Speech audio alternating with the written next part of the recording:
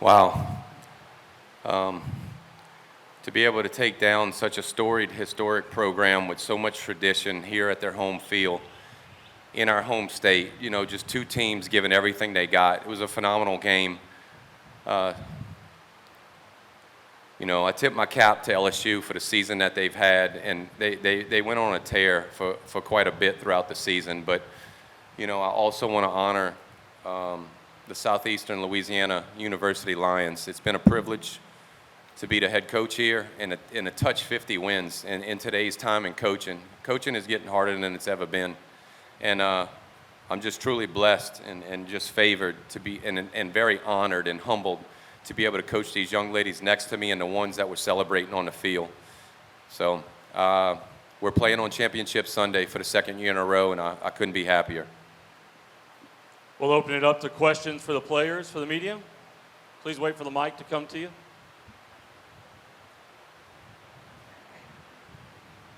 This is for either player. Coaches talked about y'all having a warrior mentality. You guys got run ruled for the first time all season in the day game. What is the message like when you get back to the hotel room and try and reset before a game like this?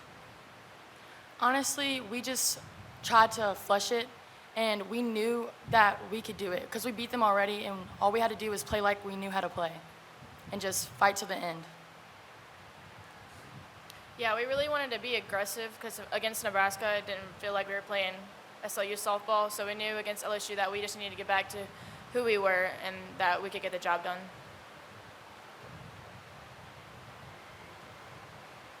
For either of the players, y'all gave up the lead a few times in this game. Just how are y'all able to stay locked in throughout the entire course of the ball game?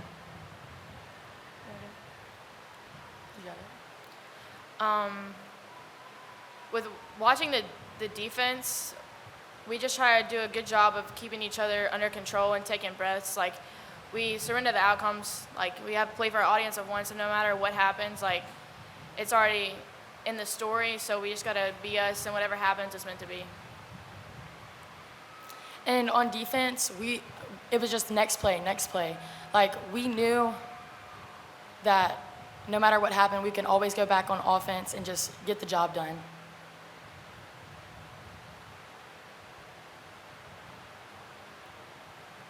For either player, again, I know there's still a lot more to achieve in this tournament, but I guess just achieving 50 wins this year and taking down, I guess, the state school, I guess, what is it feeling like?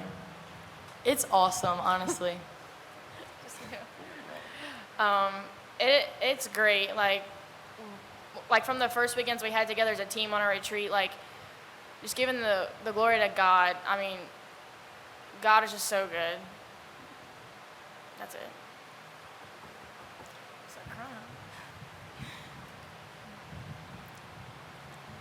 For either player. Obviously, the job's not done here in Baton Rouge. You guys have to beat Nebraska twice tomorrow in order to advance. How do you guys kind of not make this moment too big and stay locked in for the rest of the weekend? We don't make the moment bigger than what it is. We focus on each pitch and win each pitch and be where our feet are. We know from the hard work that we've started out in August that we can do anything we put our minds to. So just playing SLU softball and just playing our hardest no matter what happens.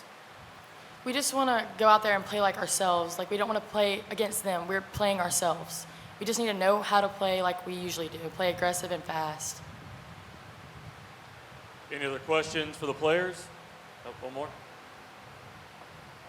This team made it to a regional championship last year. What lessons did you learn in last season that you're able to kind of bring forward for tomorrow and this year and taking on Nebraska?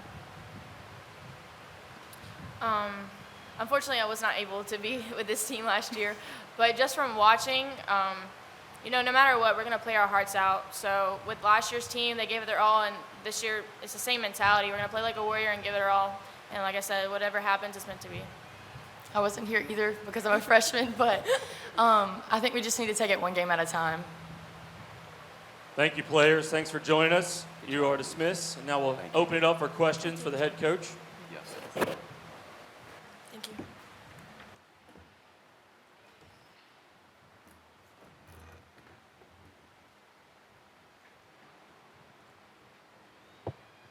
Hey, Coach. In your opening statement, you said that coaching is getting hard. Looking at the world that's changing of athletics with NIL, transfer portal, what has the process been like for you to build this program into what it is today? Well, I believe I'm a different coach probably the last 4 or 5 years than I was earlier in my career. My parents raised me just to look at what you have, not what you don't have. And my dad was a diesel mechanic. He built his own house. My grandfather, the same thing, diesel mechanic, built his own house. So work's all I know. And I recruit grinders, and I recruit players that want to be developed and in a system, but I also recruit players that want to work on self-improvement.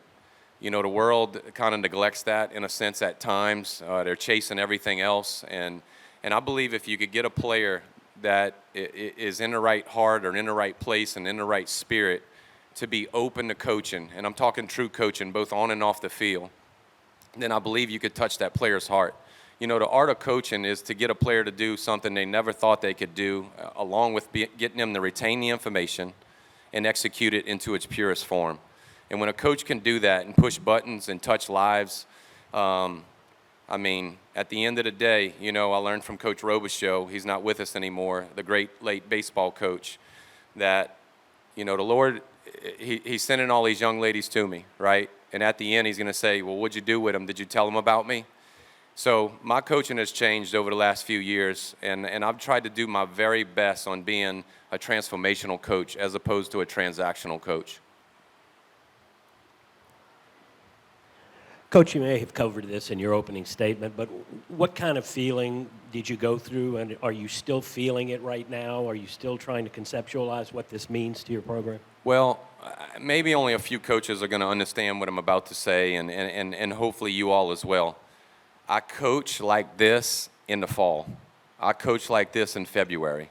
So regardless of the opponent, I'm preparing myself and our team for a regional and a super regional and end our season at the World Series. So my style of coaching and how I'm coaching, it takes place throughout the year. I don't get to a regional and then go, okay, let's turn it on and let me pull out all the stops with what I need to do as a coach and be the best version of myself. I am trying to do that in a scrimmage. I'm trying to do that in a practice, and I'm trying to do that even against a lesser opponent that we may play on our schedule.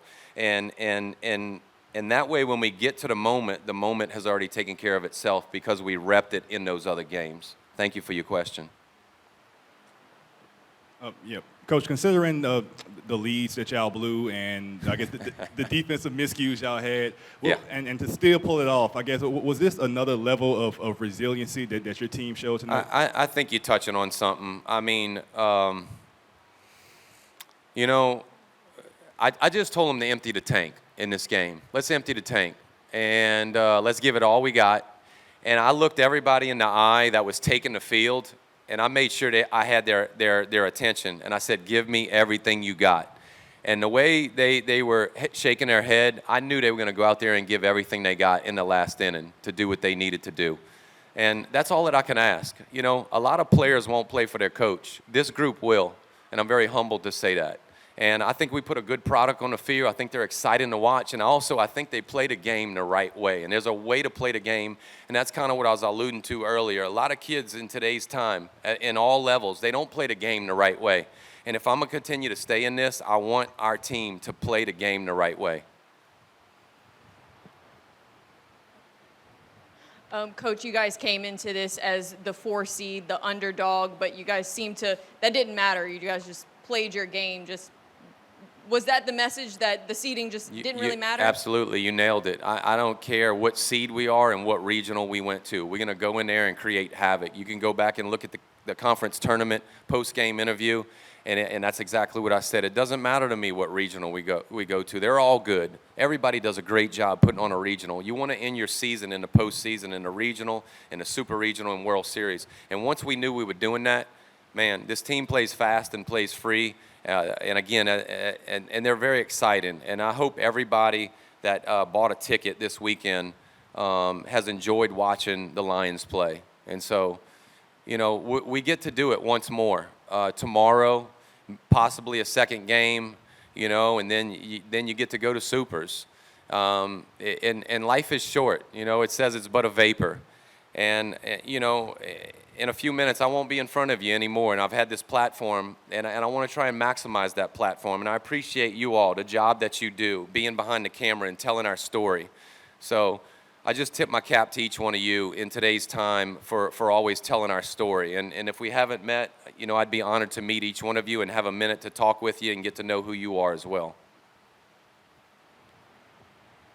Coach, despite the defensive miscues tonight, the bullpen once again came in and got a lot of clutch outs for you late in the game.